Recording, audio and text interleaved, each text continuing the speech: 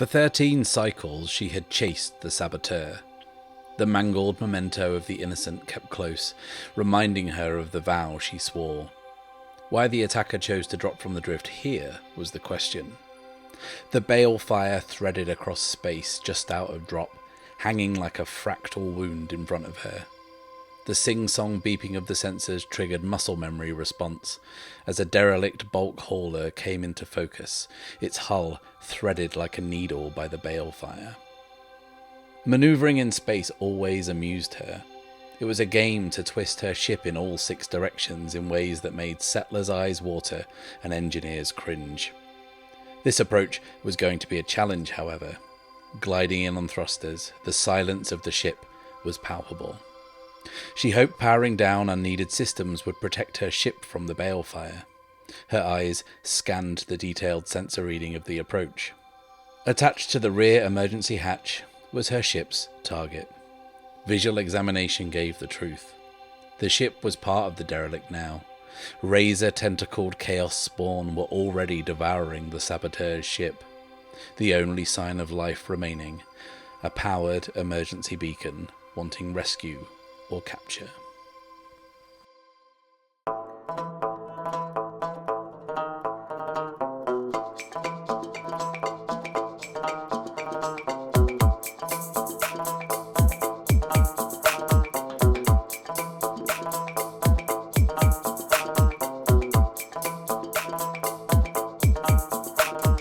Hello, and welcome to The Bad Spot, an actual play podcast where I, Matt Risby, and I alone, am playing through Ironsworn Starforged. This week's Tale from the Drift was from John Miller, and huge thanks to him for turning in an atmospheric, tense little piece of fiction that I really enjoyed reading. John has a short fiction blog full of other such pieces, so if this one took your fancy, then please do go check out his other stuff, and you will find a link to that in the description below. If you want to roll some dice and write something for me to read at the beginning of a future episode, then the submission guidelines and contact details are on screen now. And whilst I have you, why don't you leave a like, subscribe, and click the little bell icon so you can follow along with the campaign each and every week. These things are really important for supporting the channel and supporting what I do, and if you really want to support the channel, then why not check out the Bad Spot Patreon? There you'll get early access to all episodes, exclusive monthly behind-the-scenes videos, and your name on screen, like these lovely people. Last time out, Archer and Luna came face to face with a mysterious sentinel while trying to explore the ancient precursor vault. Hopelessly outmatched, the two try to outwit it and manage to take advantage of the vault's glitching to distract it and push it off the bridge into the void below. As they do, the bridge begins to fold in on itself, retracting into the main structure, and they have no choice but to outrun it. And they just about make it before it completely disappears, cutting off their return journey for good. As they reach the other side safely, Archer has another vision, this time of the Shadow, stood amongst the glass spires in the desert. The Shadow is doing a mysterious sequence of movements that Archer does not understand. As he snaps back to reality, however, the vision gives him vital insight into the vault's purpose. They continue through the vault, finding dozens of decorative columns, each topped with another watchful sentinel. As they quickly and quietly make their way through the rows of columns, they find themselves caught in the gears of some huge, mysterious machine. It takes all their concentration to pick their way through the mechanical cogs that dwarf them into insignificance, but they manage to do so, finding themselves safely on the other side, but once again surrounded by more columns, topped by more sentinels. As the vault glitches one last time, the structural integrity begins to fail, and they dash through the columns, narrowly evading them as they fall. They make their way back to the Eclipse, where Cole is waiting for them. Desperate for positive news that Archer has discovered the iron gate he came looking for, Cole is stunned to see Archer stop running towards the ship, instead focusing on the coppery gold patterns that run through the black iron surface of this entire structure. He begins to do a mysterious sequence of movements, mimicking the shadow from his vision. As he does, the vault's energy begins to change as he reveals there is no gate, or rather, the vault is the gate. Having activated it, we see the Leviathan passing by the vault as it tips up onto its side, begins to pulse with a powerful energy, then shatters into oblivion.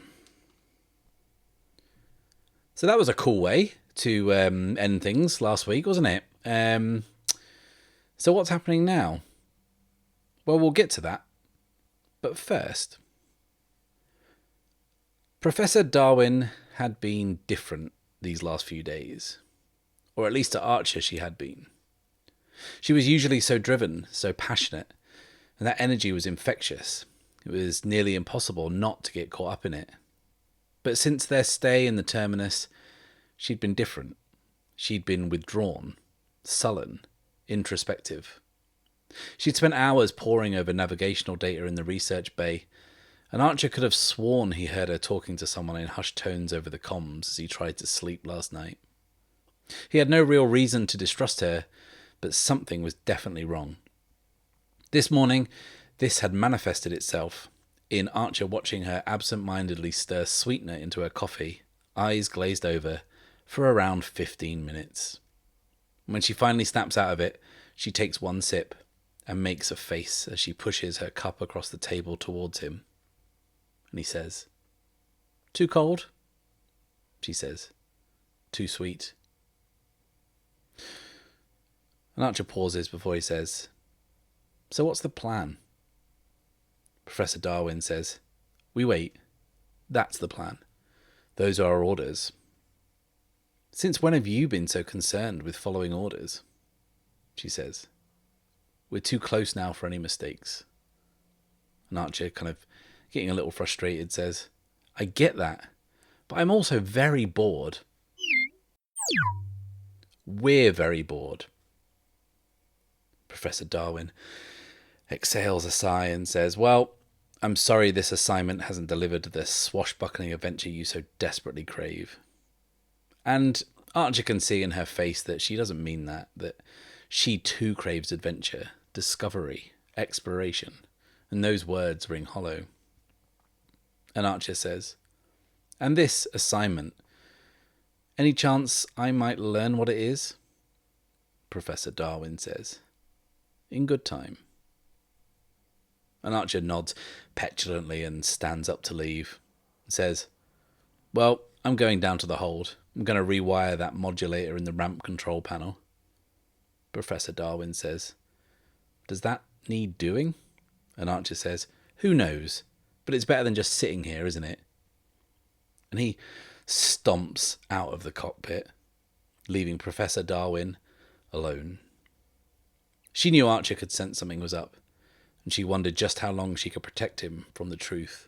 Protect him from the fact that the Institute had given her explicit instructions to not only find an iron gate, but to activate it and to use it.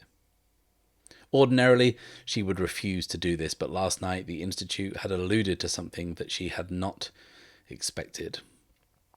The Griffin Institute was a respected seat of learning, of science, of reason. So to hear them allude to the potential re-emergence of, and even in her own thoughts she struggled to say it, the Soulbinders, set alarm bells ringing. So for now, she thought the best thing to do was to follow the orders they had been given, just to be on the safe side, even though she knew deep down there was absolutely nothing safe about this whatsoever.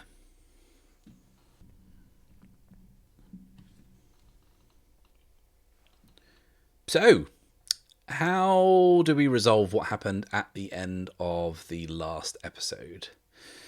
Well, what we saw was the vault tipping up onto its side as Archer activated it. And then shortly after, we saw it explode as the sheer amount of energy that was pulsing through it caused its already compromised integrity to fail.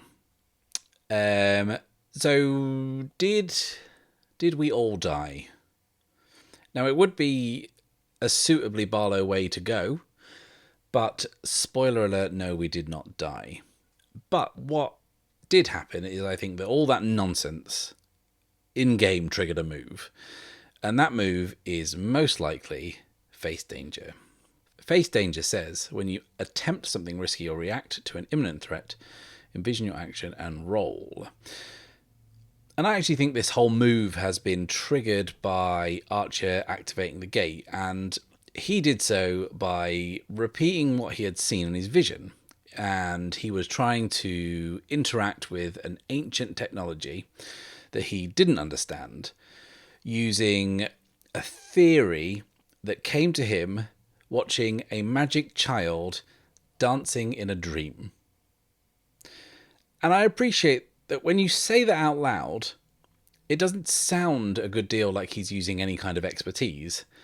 But I actually think that that is what is most appropriate to this move. So, we're going to face danger using expertise, focus, or observation, rolling plus wits.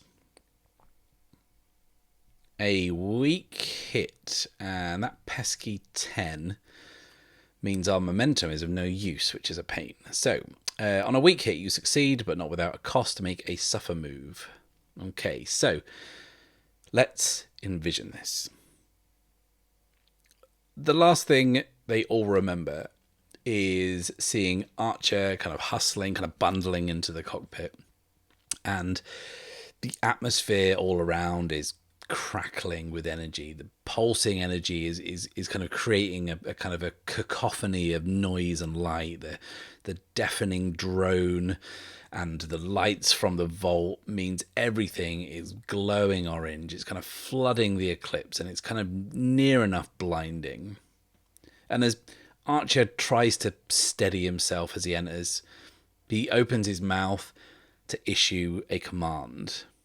But not that anyone could hear it over the noise. He's drowned out instantly. Before he can even get as much as a sound out, there is this almighty deep boom, and the light intensifies to burn everything out, and then it all disappears. The next thing Archer is aware of is the sound of an alarm blaring from the ship's console, and it sort of fades up from the silence until his ears are ringing with that siren, and that siren alone. The intense light that had bleached out his vision, slowly dissipates, and he can begin to kind of start to make out his surroundings, and the surroundings are spinning rapidly. Everything has the correct orientation. It's kind of spinning like a top. Archer looks for Luna, who he sees splayed out on the floor, gripping onto the base of the pilot's seat. And the seat in which Cole is sitting, gripping the armrests, eyes clenched shut, his screams drowned out by the siren. And the rest of the crew are scattered around the cockpit, clinging on to whatever they can for dear life. And Archer struggles to his feet, and he's using the equipment in the cockpit to pull himself along, to pull himself towards the console where the beeping is coming from. And it takes all his effort to get there. But he does, and he manages to get just within reach and stretches out a hand, just about reach the button that silences the alarm. And then he extends his fingers a bit more to punch a few more buttons, flick some more switches. That kicks the external stabilizers into effect. And there's this hydraulic hiss as the spinning suddenly slows, and the Eclipse eventually comes to a complete stop. Luna staggers to her feet, looking, shall we say, a little green in the gills. Because that was quite the ride, and everyone is kind of slowly getting up and shaking out the ordeal, none of them looking particularly clever. And the drakes are no longer honking noisily down in the hold. They are snapping and barking more angry, guttural noises, clearly traumatized by these events. And they are not the only ones by any stretch of the imagination. Everyone looks shell-shocked and totally fried. Cole gathers himself and looks out of the viewport, but it's dark, gloomy, and there's this swirling blackness through the window that offers no visual clue to their surroundings. And Cole kind of shakes his head almost as if he's trying to unscramble his brain and asks, "Did it work? Where are we?" Did we come out of another gate? Archer moves through the ship and looks out of the rear viewport. And he can see something amongst the gloom. He can see the outline of this glowing circle, this faint outline. They did come through another gate, he thinks. But then that thought leaves his mind almost instantly as he sees the glowing outline of the circle start to break up into fragments, each part drifting away from the other, fading into the black as they do. He returns to the cockpit and says, "Short answer is I don't know." Cole is firing up the navigational data and Archer joins him. And it seems the ship is every bit as scrambled as the crew are, because the screen is taking its sweet time, coming online, booting up. The chart starts to slowly fill on the monitor, and then, after what seems like forever, a slowly blinking white dot appears in amongst the lines. And Archer droops his head and says, "We haven't cleared the spine." And at that pronouncement, there's this audible groan released by everyone on board, except Cole, who is studying the screen closely. And he punches some buttons and zooms in on the ship's position and says, "Yeah, but we're on the other edge. Look." And he rotates the image for everyone to see and says, "We're nearly through. We're nearly across." But we need to make a suffer move, don't we? From the weak hit we rolled. And with that, Griff brings up a status report. And Luna is stood nearest and looks down at this schematic that's come up on a screen. It's the Eclipse. And several sections are flashing red on the screen. And she says, "I'm guessing that's not good." And yeah, I think the ship has... I think the ship's taken a real pasting from this ordeal, from being kind of shot out of a collapsing magical space gate. And I think that what Luna is looking at here is some pretty major damage. It's fair to say that, like, in addition to taking some cosmetic damage with like a lot of external paneling stripped away or kind of bent back and kind of internal mechanisms and cabling exposed to the elements, I think there's also some more like kind of serious damage, and there's a steady plume of smoke coming from an area beneath one of the wings, let's say, and there's a few systems that appear to be offline, and that all corresponds to the areas that are flashing red on the screen that Luna is looking at. So I think, yeah, the Eclipse has definitely seen better days. So I think that suffer move is going to be to nudge the integrity of the Eclipse from 4 down to 3. But as Cole says, we are nearly across. We have nearly reached the other side of the spine of Chronos. And that sort of matches up with where we are with the expedition, the overall expedition. I know it's hard to remember. We did start this a while ago, and we've not made any further progress since we arrived at the vault. And that progress we'd made by the point that we reached the vault was 7 out of 10. So this, to me, narratively feels like we're kind of on the home stretch. And I think that maybe like one last jump will bring us to the end of our expedition. So I think we're in the final throes of this ordeal, crossing the spine of Chronos, which has, if I'm right in thinking, taken us 5 whole episodes. But it was cool, right? You've seen some gnarly stuff happen. You've all had a nice time, which is more than can be said of our poor crew, who are in desperate need of this ordeal to be over. So yeah, I figure that like we got to this point, right? We just jumped here using the power of the gate, right? We used space magic for want of a better term. So technically, like, the Eclipse sat for quite a while on the vault doing nothing. I'm saying like the E-drive should be charged and ready to go. So even though the Eclipse might not seem up to it, technically it's ready to jump right away. So I think we're going to do that, and we're going to make the move, undertake an expedition. And it's been a while since we've done that, so let's refresh our memories and have a look at the move.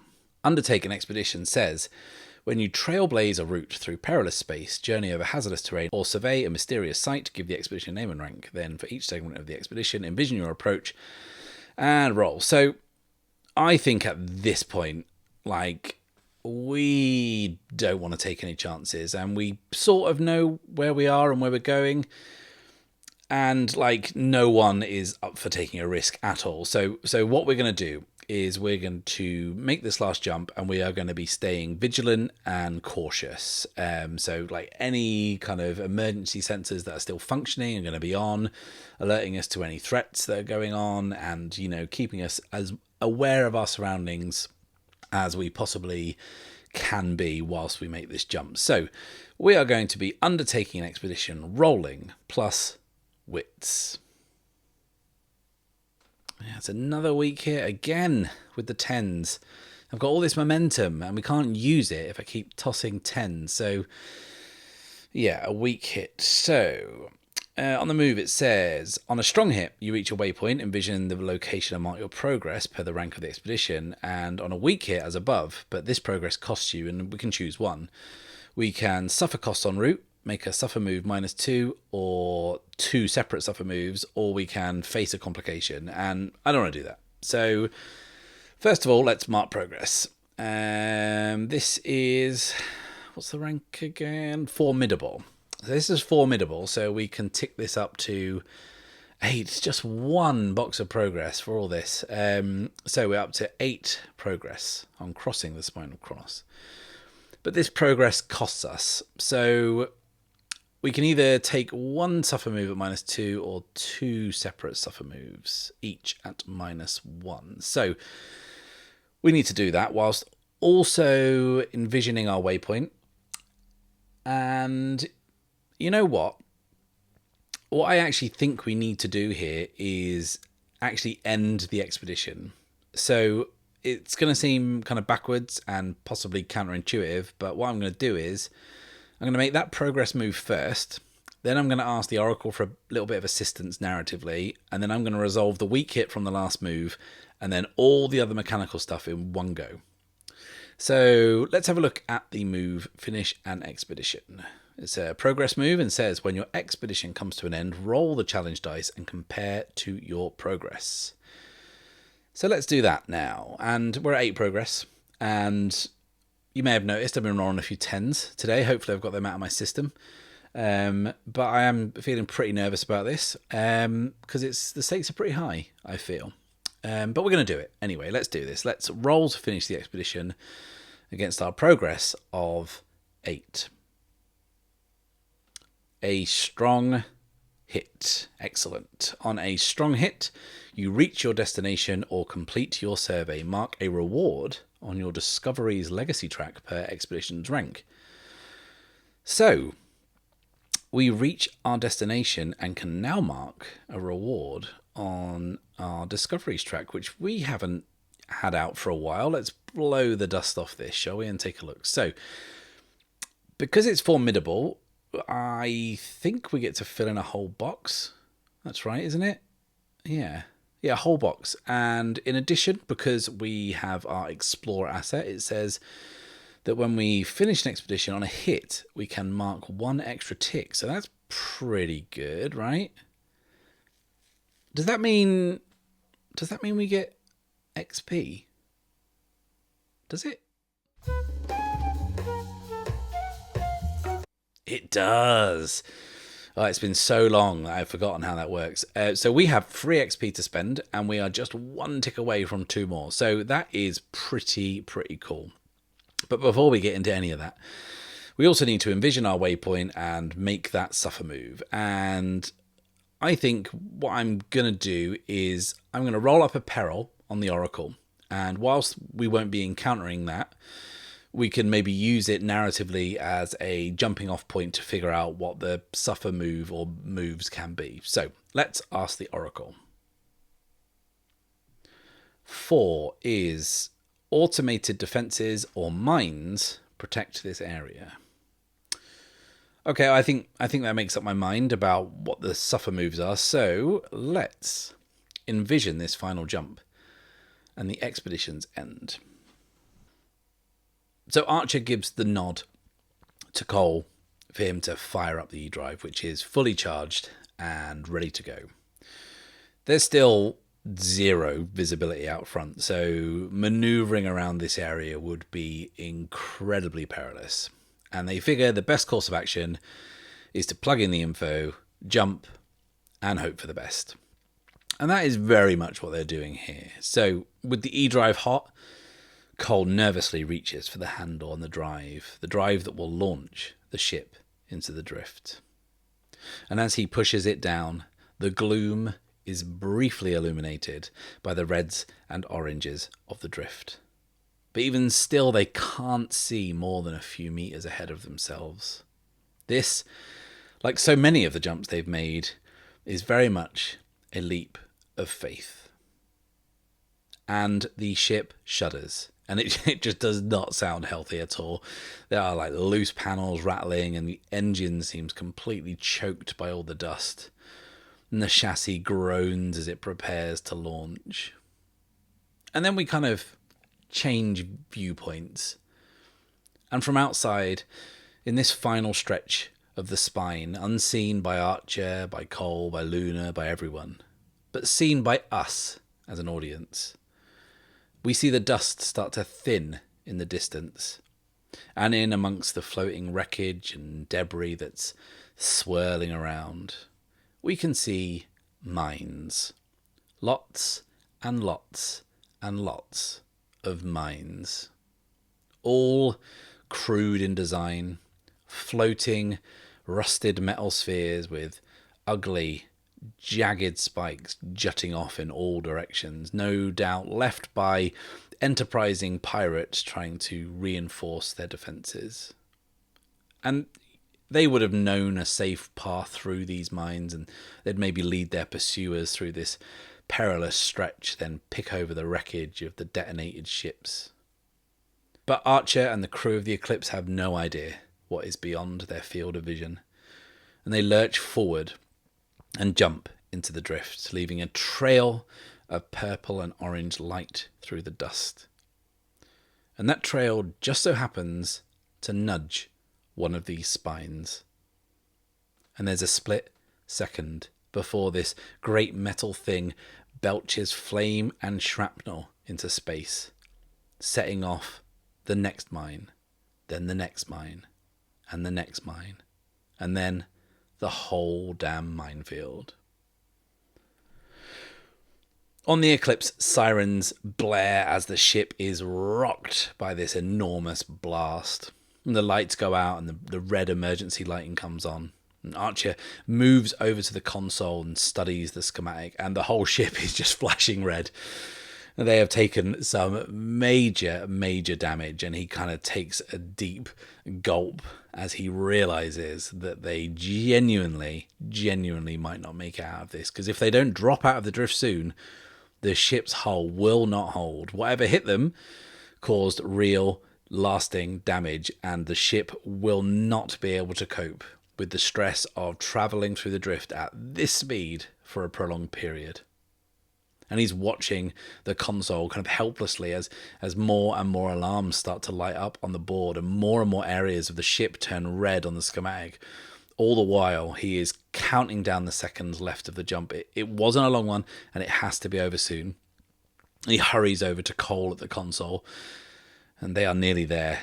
He clutches at the black iron compass around his neck as the cockpit begins to fill with the caustic smell of burning. With the other hand, Archer grips onto the headrest of the pilot's seat as the entire crew look eagerly, anxiously out of the viewport. They're either going to drop safely in a matter of seconds, or this thing will come apart and they will all be completely atomized. The last 10 seconds of the jump take an absolute eternity, but eventually the lights of the drift out of the viewport turn to just wisps of red and orange and finally fade altogether, revealing a vast, empty starfield. They drop and immediately realise they are in bad shape. A console fire breaks out and Cole's crew tackle it. And the Eclipse is billowing smoke out of nearly every single part of the ship. Electrical sparks fizz through the cockpit as things start to malfunction, and outside a good deal of the hull and radiation shielding have been peeled back, and one of the engines is spurting out ragged bursts of blue flame. The Eclipse is essentially a fireball with wings, and they need to find somewhere to stop and fix this thing up. So let's resolve that -2 suffer move, and that is to take the Eclipse's integrity from 3 down to 1. But we did roll a strong hit on finish an expedition, right? So I do think we actually find a safe haven of sorts, and I think that maybe after a few minutes of firefighting, like literal firefighting on board, the Eclipse gets a beacon kind of comes through on the comms, and Luna kind of locks them on. It's an outpost. There's an outpost nearby. We're in a new sector now, and this is not somewhere they know. I don't even know anything about this place. But I think it makes sense that there is an outpost here on the fringes, the kind of the frontier of the spine of Chronos. A deep space outpost right on the edges of known space. So what's it like? Well, let's ask the Oracle, shall we? Firstly, we've established it's a deep space outpost, because that makes narrative sense. But now we need to establish its population. So we're in the Outlands, so that's going to affect what we roll. So what have we got? 17 dozens. So this place is populated by dozens of people at any time. And what's it look like on first inspection? 76 says significant structural damage. And what's our initial contact like? 30 is neutral or automated. And now we established the authority, like what's law and order if there is any here. 46 is fair. Okay. And what's its actual purpose? It's a deep space settlement right on the fringes of known space. But what's it actually for? What's the settlement known for? 11 is black market. That's pretty cool. So I think if it has fair authority, that kind of makes sense, doesn't it? I guess that kind of means like honor amongst thieves type vibe, and I can dig that. I like that a lot. And let's give this place a name, finally, the name that would have flashed up on the screen as they locked it on the beacon. In fact, no. Instead of rolling, I'm just going to pick, because this leaped out at me as I looked at the Oracle, and it is absolutely perfect. We're going to go for 67 Purgatory. Perfect. We have miraculously survived crossing the spine of Chronos to end up in a place called Purgatory. So, let's envision all this. The Eclipse is streaking a trail of flame and smoke across the glittering starfield, and pieces of the hull are still popping off, and the sirens and alarms continue to blare, and the warning lights continue to flash, and the pilot is struggling with the yoke, struggling to keep the ship in the air. Luna is kind of constantly checking the comms and has them locked onto the beacon. It's hard to see out of the viewport, but there is something there, a large shape in the distance. And as they get nearer, their sense of relief that there might be a safe haven gives way to something more like apprehension. Because this place, this outpost, is in a bad way. And it's round, kind of shaped a little bit like a rotunda. It's kind of a squat, dirty grey circular structure with these little black structural support pillars that run all the way around the outside. And at the center on the top of this structure is this kind of shallow grey domed roof. And I should say there was a shallow grey domed roof, as there appears to be a significant chunk of this thing missing, as if it's been blown outwards.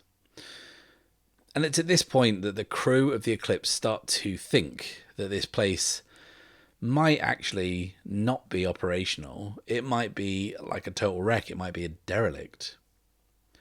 But there's the automated beacon, and there are lights on, so there does seem to be some activity. But the dome is not the only thing that's damaged. As they get closer, they see severe external damage, crudely patched up, huge chunks of salvaged fuselage covering gaping holes. But this place is operational. This place seems to be in about as bad a state as the Eclipse is, so I can't actually think of a more appropriate place to be. And Cole spots the pale blue glow of an energy barrier that denotes the entrance to the main hangar as it comes into view. And the Eclipse works its way slowly towards it. They enter the hangar, filling it immediately with black smoke. It appears to be unmanned by the looks of it, and much of the activity that is helped guide them in is probably automated by some central control unit somewhere else. The Eclipse touches down, leaning slightly to one side as one of the damaged landing gears hasn't been able to fully extend. But they have touched down. They have landed safely. And they all pile as quickly as they can out of the ship and into the hangar. And the hangar is like relatively big, I'd say. I think there's probably enough room for one or two ships like of a similar size to the Eclipse in here. It's dimly lit. There is scrap metal and wreckage everywhere. It's just complete chaos, completely disorganized. There's workbenches that have been left abandoned with repairs half finished, and empty canisters and cargo pallets just scattered around the interior. And there's piles of abandoned engine parts and other items just rising up high above them. And Luna flicks on the light on her rifle and brings it up, and she catches sight of these small little creatures that are kind of skittering around between the detritus, these kind of rat-like little things, but they've got this kind of reddish brown kind of insect-like carapace, and they're everywhere. They're kind of scuttling around in the dark, and suddenly there's this chorus of excited honking as the drakes pour out of the ship and into the hangar and start chasing these things all around. Having not eaten for some considerable time, the squeaking sound of these little tasty morsels on legs is just too much for them, and they begin to hunt busily for a juicy meal, lunging in amongst the junk, chomping down, jaws crunching the carapace as they feed hungrily. And by the looks of the infestation in this place, they will definitely get their fill. So you guys can relax now. The drakes are fine. They've got some food. It's cool. And Archer leads the others up a set of metal stairs on the other side of the hangar and out through a short corridor towards the centre of the outpost. Inside, this place is trying its absolute best to look completely and utterly abandoned. But as they approach heavy blast doors, they still slide open, and the dim lights are still on. And it's not too long before they see their first spacer. A heavy-set, shirtless man with light brown skin and a welder's mask, busily repairing a section of the corridor. And I say repairing. He's welding a piece of scrap that is too small over a hole that is too big. But he's doing his thing. He turns and looks at them and briefly pauses his work. And then he just returns to his repairs, not a flicker of recognition or welcome. Archer and the others press on, leaving him to it as they move through the outpost. And they see others. They see other people kind of going about their work, pulling carts piled high with scrap or just kind of lurking around, hanging around, looking mean and menacing. But whoever they see, whoever they run into, doesn't seem to pay them much attention at all, just a wary stare and then back to whatever they're doing. After a few minutes of walking, they arrive at what must be the central gathering point of this place, the social hub, if you will. And it's sort of like a diner type thing. And they enter the low-ceilinged, narrow room. And there is some tables to the left. They are mostly unoccupied, save for someone who is either asleep or dead, face down on one of the tables. And on the right-hand side, there is a long, thin bar with high stools set out in front.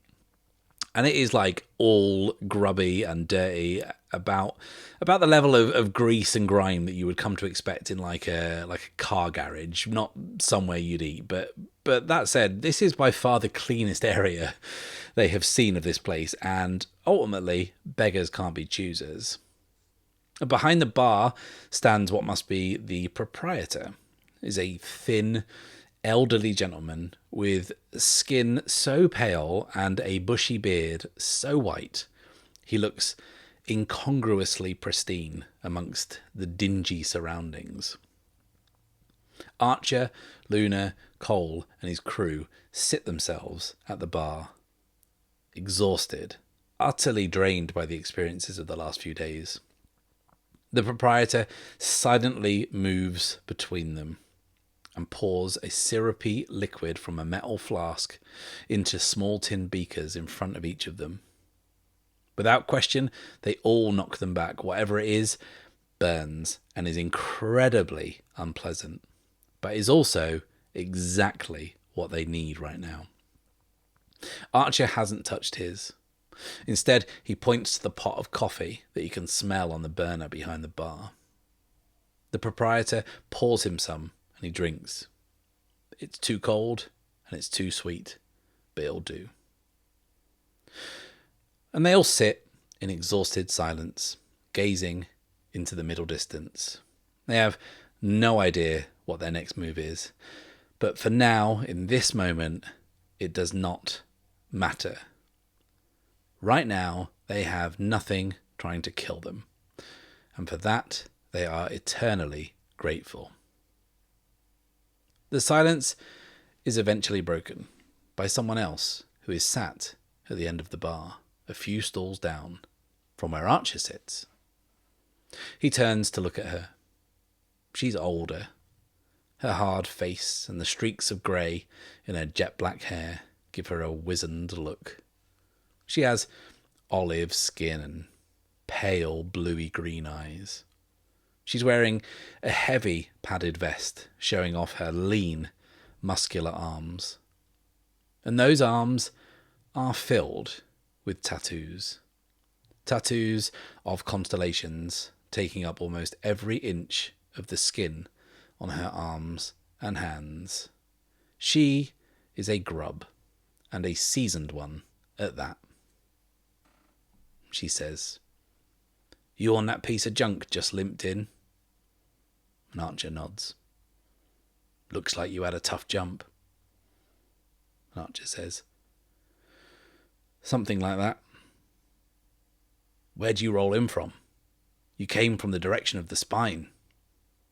And Archer nods. The grub is instantly suspicious. She's heard a few stories of people claiming to have crossed the spine and survived in her time, I'd reckon. She says, "I hear there's a vault in there, amongst other things." And Archer nods again. She says, "You see anything like that in there?"